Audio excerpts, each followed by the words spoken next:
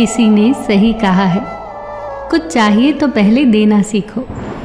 प्रकृति का तो नियम है लौटाना, कई गुना करके लौटाना, पर उसके लिए पहले देना होगा। एक अनाथ लड़का था। पूरा बचपन उसका तकलीफ में निकला। छोटा मोटा काम करके गुजर बसर करता था। बड़ा हुआ तो एक सेठ के यहाँ दुकान में काम मिल गया। बहुत सोचता था कि चलो इतना तो कमा ही लेता हूँ कि पेट भर खा पाऊँ, पर इससे आगे क्या? क्या बचपन की तरह ही जवानी भी निकलेगी? क्या मेरी किस्मत में इससे ज़्यादा है ही नहीं? वो ये सब सोचते सोचते अपना खाना खा रहा था कि अचानक उसने देखा एक मोटा सा चूहा उसकी 4 रोटियों में से एक रोटी उसकी थाली में से खींच कर ले जा रहा है। उसने चूहे को वहीं पकड़ लिया और चूहे से कहा, अरे चूहे भाई, ये क्या बात हुई? पिछले कई दिनों से देख रहा हूँ कि मैं 4 रोटी बनाता हूँ और थाली में 3 ही रह जाती हैं। तो तू वही चोर है जो रोज़ मेरी एक रोटी ले जाता है। इस पर चूहे ने कहा, अरे भाई खाने दे, मेरी किस्मत की रोटी क्यों छीन रहा है? अब लड़का बोला, अच्छा तेरी किस्मत की रोटी कहाँ से हो गई है? कमाई तो मैंने है। मैं कितनी भी मेहनत करता हूँ, कितनी भी कोशिश करता हूँ, फिर भी मेरी किस्मत में इससे ज़्यादा है ही नहीं।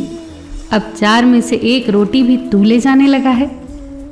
इस पर चूहा बोला, उदास क्यों होता है? देख, भले ही तू कमा रहा है, पर यह है मेरी किस्मत की रोटी।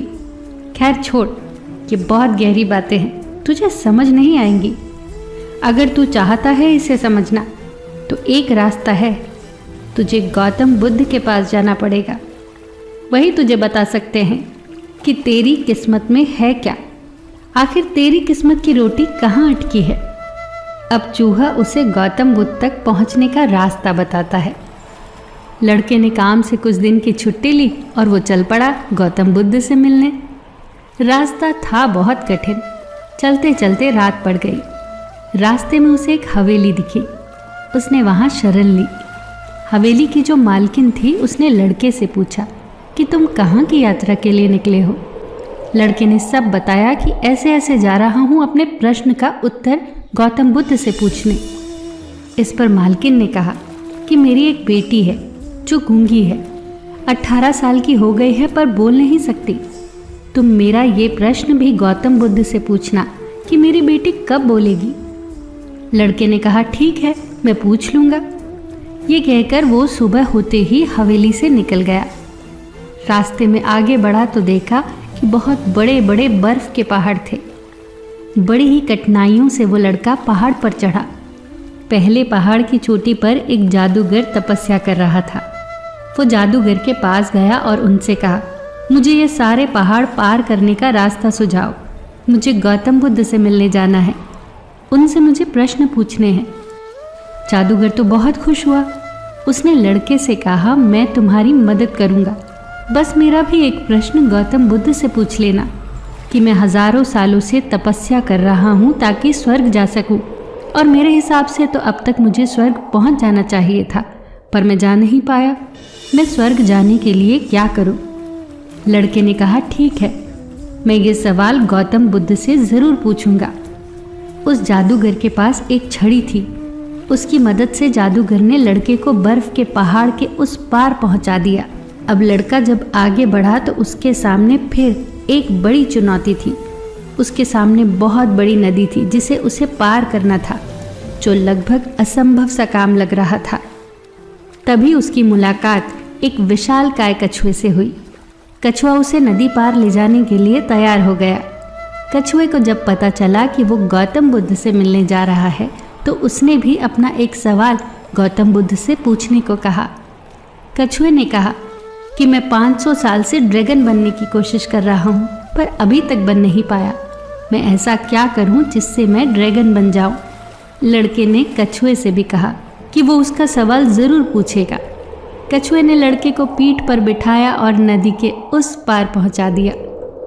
आखिरकार लड़का भगवान बुद्ध के पास पहुंच ही गया। बुद्ध ने लड़के से कहा कि मैं तुम्हारे केवल 3 प्रश्नों के उत्तर दूंगा।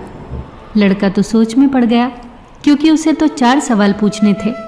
वो सोचने लगा कि उसे कौन से 3 सवाल पूछने चाहिए। उसने कछुए के बारे में सोचा कि कछुआ 500 सालों से ड्रैगन बनने की कोशिश कर रहा है और जादूगर 1000 साल से स्वर्ग जाने के लिए तपस्या कर रहा है, और वो लड़की बिना बोले कैसे अपनी पूरी जिंदगी निकाल सकती है। फिर उसने खुद के बारे में सोचा कि मैं तो सिर्फ गरीब हूँ, मैं इन्हीं रोटियों पर अपनी पूरी जिंदगी गुजार सकता हूँ, पर कछुआ, जादूगर और लड़की की परेशानियाँ तो मेरी परेशानियों से बहुत बड़ी हैं। अब लड़के ने उन तीनों के सवाल गौतम बुद्ध से पूछे। बुद्ध ने जवाब दिया कि कछुआ 500 सालों से ड्रैगन बनने की कोशिश कर रहा है, पर अपने कवच को छोड़ने के लिए तैयार नहीं है। जब तक वो कवच नहीं छोड़ेगा तब तक ड्रैगन नहीं बन पाएगा। वही जादूगर जब तक अपनी छड़ी नहीं छोड़ेगा तब तक स्वर्ग नहीं जा पाएगा, और जब तक उस लड़की के जीवन में कोई जीवन साथी नहीं आ जाता, उसका विवाह नहीं हो जाता, तब तक वो बोल नहीं पाएगी। विवाह होने के तुरंत बाद वो बोलना आरंभ कर देगी। ये सब सुनकर लड़का वापस कछुए के पास आया और उसे सब कुछ बताया। कछुए ने अपना कवच तुरंत निकाल दिया। जैसे ही उसने कवच निकाला, उसमें से कीमती मोती निकले। वो मोती कछुए ने लड़के को दे दिए और कछुआ ड्रैगन बन गया। फिर लड़का जादूगर के पास गया और उसे भी सारी बात बताई। अब जादूगर ने अपनी जादू की छड़ी उस लड़के को दे दी और वो स्वर्ग में चला गया। उसके बाद लड़का उसी हवेली में गया जहां उसने रात गुजारी थी। उस लड़के ने हवेली की मालकिन को भी सब कुछ बताया। हवेली की मालकिन ने कहा कि मेरी बेटी के लिए तुमसे अच्छा वर और कौन हो सकता है, और उन दोनों का विवाह हो गया। इस तरह उस लड़के को पैसा, शक्ति और एक खूबसूरत जीवन साथी मिल गया। दोस्तों, यदि आप जीवन में कुछ पाना चाहते हो तो आपको देना पड़ेगा। कुदरत का यही नियम है, आपको देना सीखना पड़ेगा। आपको जो चाहिए उसके लिए आपको पहले अपने हाथ खाली करने पड़ेंगे। सिर्फ मांगिए नहीं, देना सीखिए। कुदरत आपको भर भर के देगी। फिर मिलेंगे दोस्तों अगली वीडियो के साथ। तब तक के लिए अपना ख्याल रखिए और हमेशा मुस्कुराते रहिए।